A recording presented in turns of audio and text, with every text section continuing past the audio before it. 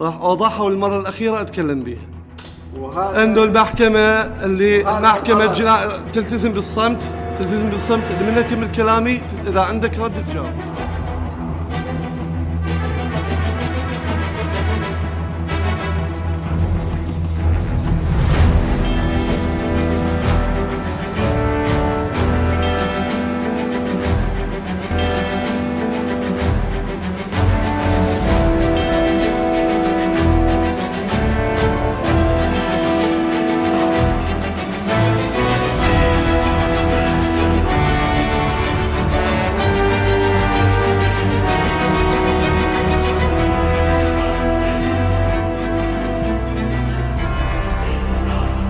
دكتاتور محادي للشعب الكردي كما يقال.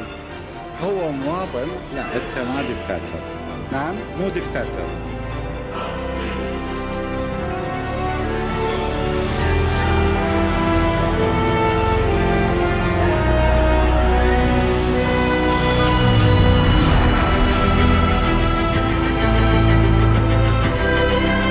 قررت المحكمة الحكم على المدان صدام حسين المجيد بالإعدام شنقا حتى الموت لارتكاب عيش الشعب.